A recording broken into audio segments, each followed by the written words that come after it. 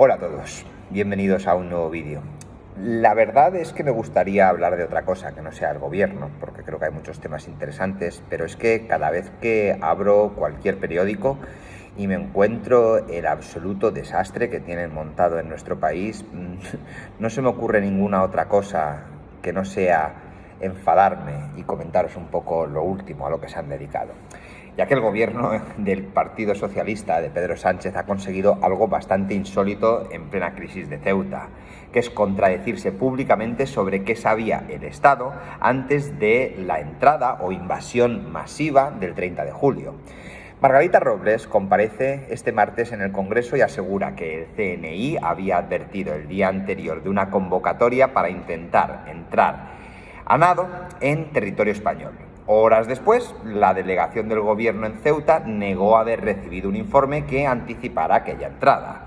Fernando Grande Marlaska, ese ser tan despreciable, ese ministro con más secretos y cosas chungas de lo que como pocas veces se ha visto en política, mantuvo que no existió información de inteligencia que permitiera prever un episodio semejante y finalmente fuentes de Moncloa negaron también la existencia de avisos orales en los términos descritos por Robles. Desde Presidencia resumieron que Defensa no se habría explicado bien. Vamos a ordenar un poquito lo ocurrido, ¿no? Antes de valorar nada. Robles comparece en la Comisión de Defensa para explicar la actuación lamentable de su departamento durante la crisis y revela que el CNI, los servicios secretos, tienen 25 miembros destinados en Ceuta. Según esta ministra, estos agentes controlan, vigilan, monitorizan diariamente cuestiones como inmigración irregular, mafias, terrorismo yihadista, redes sociales y la situación geopolítica del flanco sur y posibles amenazas híbridas. Robles defendió expresamente que el CNI realizó la labor que le correspondía y compartió su información con las fuerzas y cuerpos de seguridad del Estado y con la delegación del Gobierno. La ministra fue mucho más allá de una defensa genérica de los servicios de inteligencia. Afirmó que el 29 de julio funcionarios del CNI destinados en Ceuta trasladaron en la delegación del Gobierno la existencia de una convocatoria para intentar entrar a nado al día siguiente, aprovechando una festividad en Marruecos. Robles explicó además que la información de inteligencia no tiene que adoptar necesariamente la forma de un documento escrito y defendió que lo relevante era que esa información se había transmitido. Grande Marlaska ofrece otra versión en la rueda de prensa posterior al Consejo de Ministros. El titular de Interior insistió en que no existía ningún informe de los servicios españoles ni extranjeros que permitiera atisbar lo que finalmente ocurriría el 30 de julio y sostuvo que de haberse vislumbrado una situación semejante se habrían adoptado medidas extraordinarias y excepcionales. Marlaska defendió al mismo tiempo los servicios de inteligencia, pero negó de disponer de ninguna alerta que permitiera anticipar una entrada en aquellas dimensiones.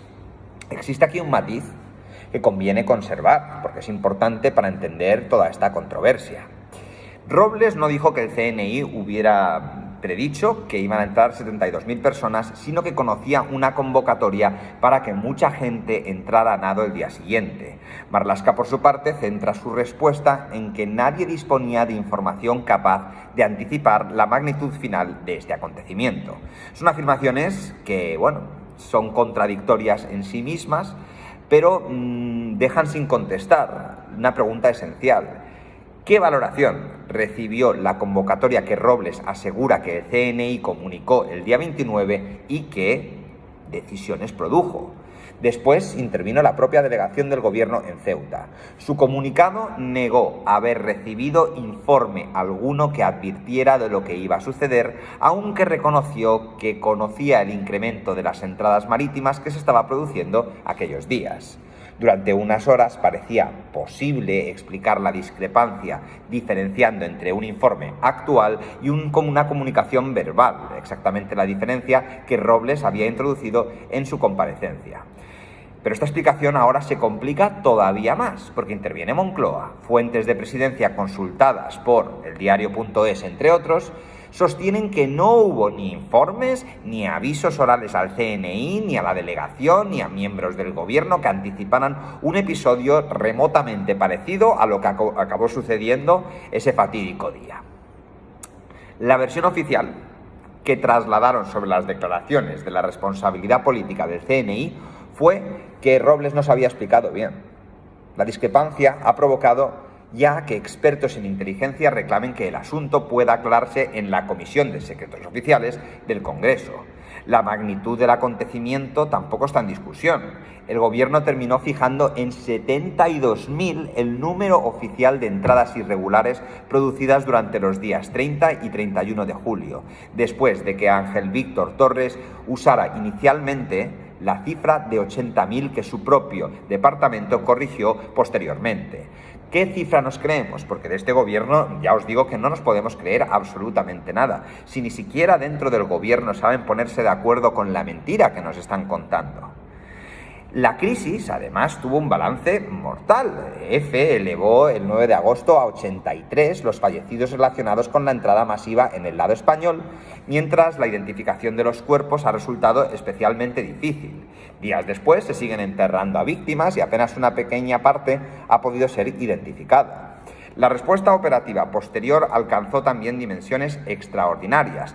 3.000 militares en apoyo de las fuerzas y cuerpos de seguridad del Estado. Esa movilización con refuerzos policiales y dispositivos de acogida, atención y un montón de dinero destinados a los que se saltan la ley a la torera y en vez de seguir el proceso de aplicar de inmigración a una visa para el territorio español, se lo pasan por allí y encima el gobierno les da dinero, les da ayuda.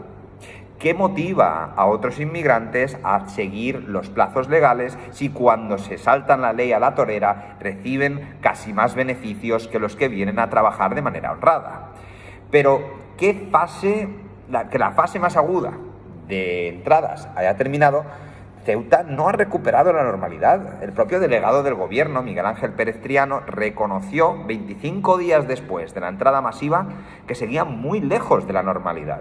El nuevo centro de atención temporal de extranjeros ya estaba operativo, pero todavía no funcionaba a pleno rendimiento y seguían preparándose nuevos espacios que permitieran acogidas en la ciudad. El delegado que añadió que aquellos 25 días habían sido los peores de toda su vida. La presión administrativa ofrece otra medida concreta del problema. La Brigada de Extranjería y Fronteras pasó de contar habitualmente con alrededor de 12 personas a más de 50 efectivos. Paralelamente, el Gobierno ha anunciado 1.500 nuevas plazas temporales y llegó posteriormente a contemplar una capacidad de 4.000 mientras continuaban habilitándose emplazamientos adicionales. En la playa del Trampolín, las imágenes son deplorables. No sé si habéis visto el estado en el que se encuentran estas preciosas playas de Ceuta, pero llegaron a concentrarse allí más de 3.500 personas, con más de 4.000 kits de alimentación diarios.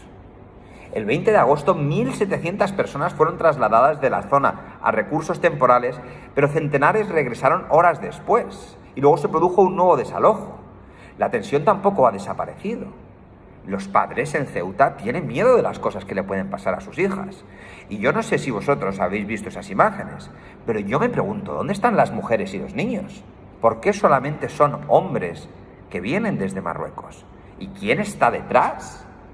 ¿Y a quién le interesa que vengan tantísimos hombres a una ciudad tan pequeña, poniendo en jaque la seguridad, la soberanía del país y a las mujeres de nuestro propio país? Es que uno se pregunta qué importancia tienen nuestras vidas para los hijos de P que controlan España.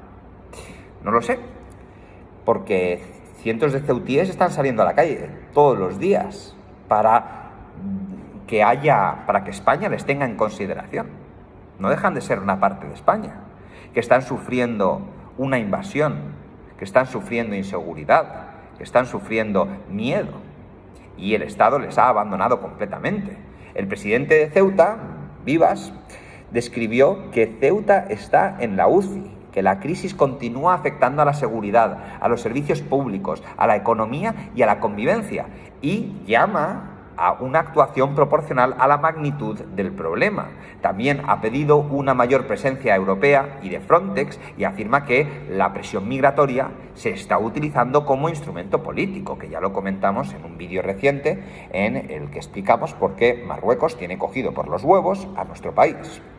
Las críticas a Madrid tampoco proceden exclusivamente del PP. Los diputados socialistas de Ceuta, Melchor León y Sebastián Guerrero, han cuestionado públicamente la gestión del gobierno central. Los mismos socialistas en Ceuta están diciendo que el gobierno central ha hecho una labor lamentable, que la ciudad está desordenada, triste, abatida y saturada, y que los responsables políticos de su mismo partido están más preocupados de cuidar sus relatos que de ayudar a Ceuta, y que se ha hecho un abandono total de la ciudad que se encuentra en el norte de África. En el Consejo de Ministros, además, se declaró la situación de interés para la seguridad nacional y entregó a Ángel Víctor Torres un mando único que coordinará a 11 ministerios en la ciudad autónoma. El Ejecutivo defiende que una situación extraordinaria requiere una respuesta extraordinaria, ¿vale? Y claro, todo esto a raíz de la invasión del 30 de julio.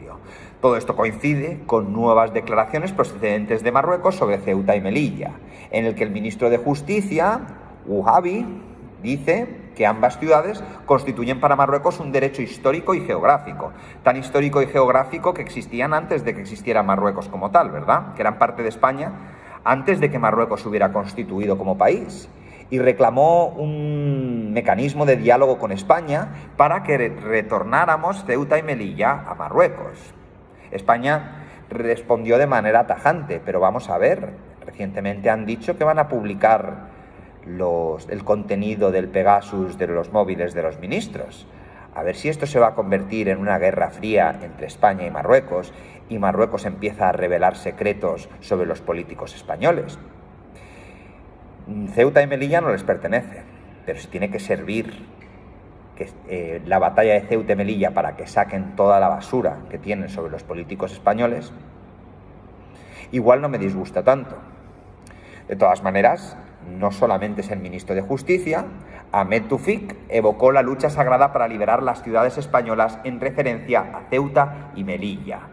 Este es el ministro de Asuntos Religiosos, que ya sabemos que en los países musulmanes la religión islámica tiene una gran presencia a través del concepto de la Sharia y no existe una separación entre Estado y religión como pueden existir en países desarrollados u occidentales. Hasta aquí todos los hechos conocidos y la situación actual. Que sí, que luego el gobierno movilizó militares y policías, creó plazas de acogida y bla, bla, bla. Porque es todo bla, bla, bla, ya que la valoración política debe partir de el problema y no de la solución tardía al problema. La gestión del gobierno tiene un problema enorme. No se trata únicamente de que una crisis excepcional haya superado inicialmente la capacidad ordinaria del Estado. Lo verdaderamente difícil de entender es que casi un mes después el gobierno siga sin ofrecer una reconstrucción oficial, única y comprensible sobre qué información manejaba antes del colapso. La contradicción de Robles-Marlaska no es un detalle de comunicación. Si la versión de Robles es correcta, el CNI detectó una convocatoria relacionada directamente con una frontera española, la comunicó el día anterior y el sistema político y operativo no convirtió aquella información en una respuesta preventiva suficiente.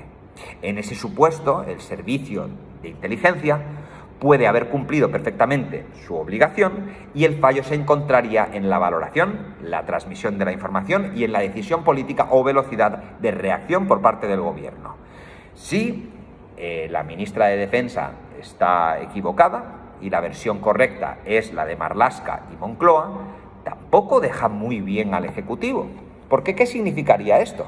Que la ministra responsable políticamente del CNI compareció ante el Congreso para explicar la actuación de sus servicios y describió una comunicación del día 29 que Presidencia considera que no existió en los términos que ella explicó. Despachar una explicación diciendo no se habrá explicado bien puede servir para salir de una rueda de prensa, pero es una respuesta de mierda que los españoles no nos merecemos.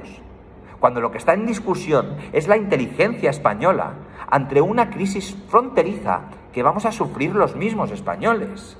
Y la gestión posterior tampoco permite cerrar el episodio diciendo simplemente que España reaccionó y el problema quedó resuelto, ¿no? Ceuta no está normalizada. No lo afirma únicamente la oposición, lo reconoce el delegado del gobierno cuando dice que la ciudad sigue muy lejos de la normalidad. Lo reflejan todavía sin funcionar plenamente, una brigada de extranjería que ha multiplicado sus efectivos, miles de repartos de comida, padres que están asustados de dejar salir a sus esposas y a sus hijas, o padres y madres, por supuesto, porque algo les puede pasar, porque la ciudad está insegura, porque han invadido la ciudad gente que no tiene ningún tipo de respeto por la mujer, no tiene ningún tipo de respeto por los colectivos de LGTBI, no tiene ningún tipo de respeto por los valores que Europa y España llevan tratando de promover tantísimos años, de respeto, de civismo, de igualdad entre hombres y mujeres. Y, como hemos dicho ya antes, las mujeres y los niños, ¿dónde están? Porque se nos sigue presentando todo este asunto como una crisis humanitaria. Entonces, ¿esta crisis humanitaria solamente afecta a los hombres y dejan a las mujeres allí? No lo sé. Es que es algo que veo que los medios de comunicación se cuestionan bastante poco.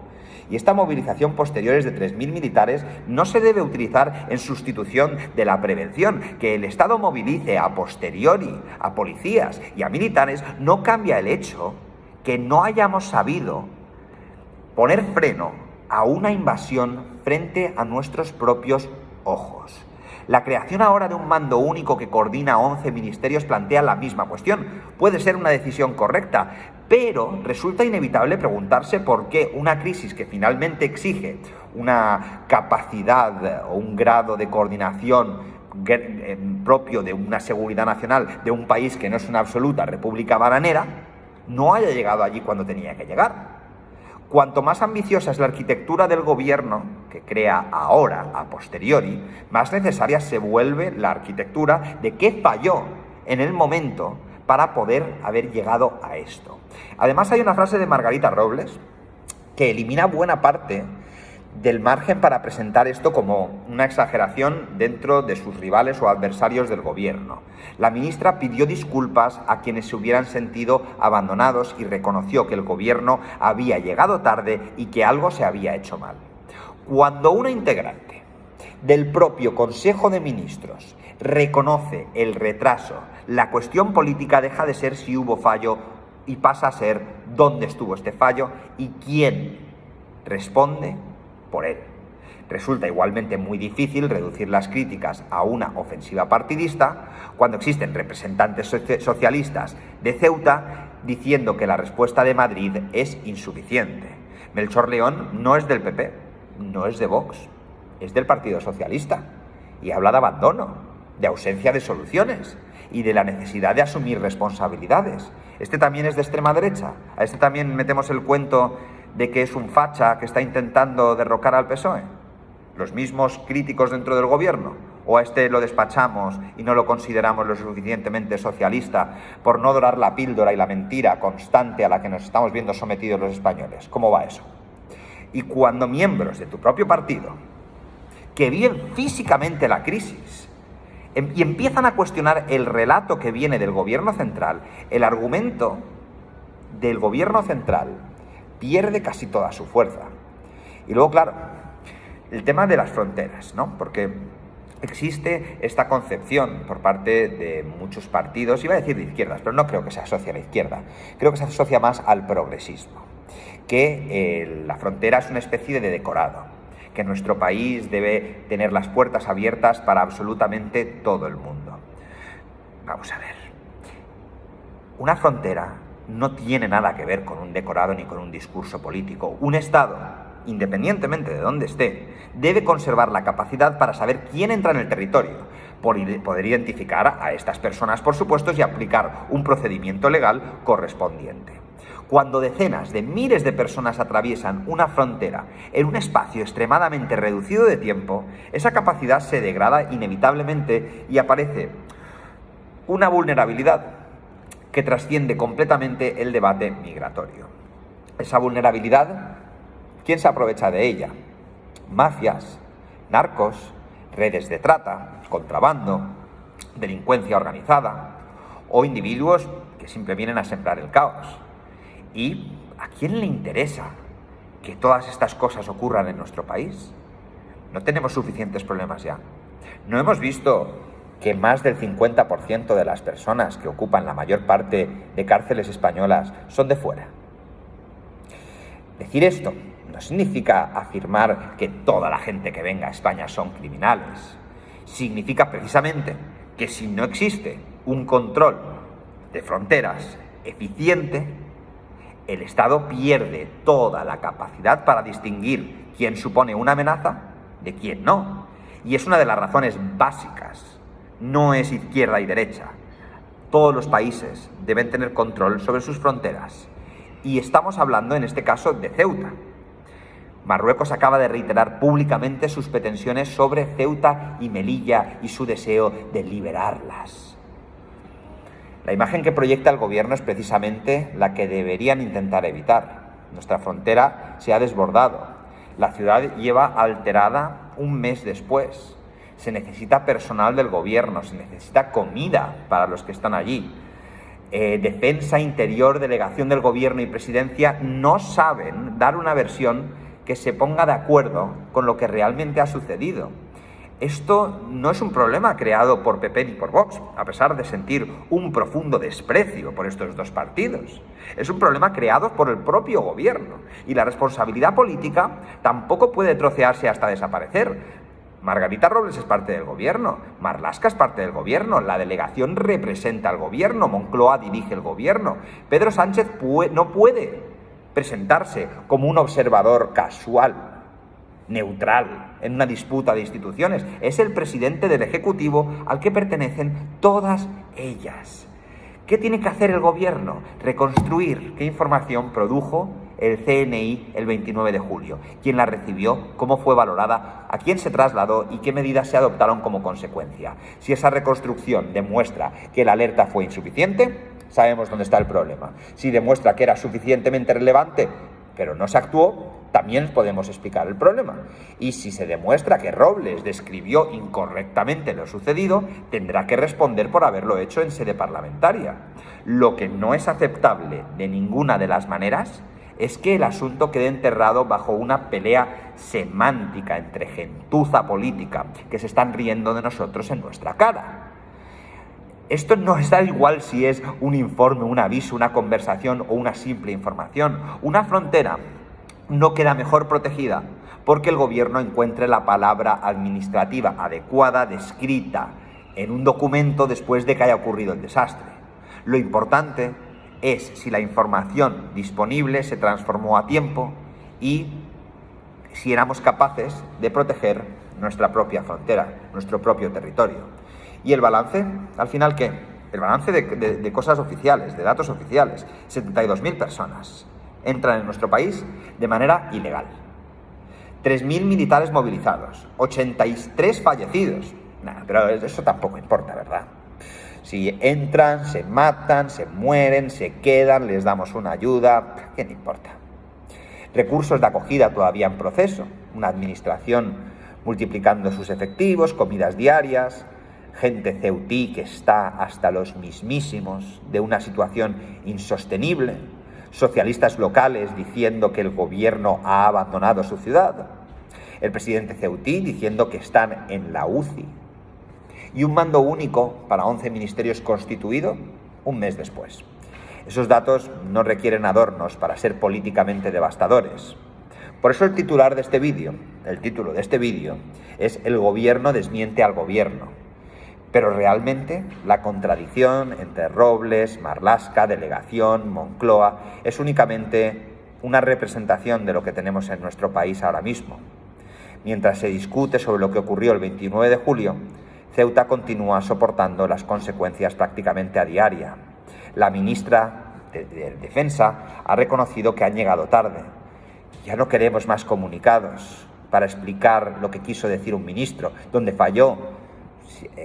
Tenemos que saber el origen de todo este problema y quién anda detrás. Y sobre todo, depuración política, responsabilidades y darnos cuenta que esto solamente es un engranaje dentro de todos los problemas que se llevan generando en nuestro país con este gobierno. ¿Despertaremos? Yo creo que no. ¿Qué opináis vosotros? Muchas gracias por acompañarme en el vídeo de hoy. Ya sabéis, lo de suscribirse, darle a like y esas cosas que me hacen muy feliz.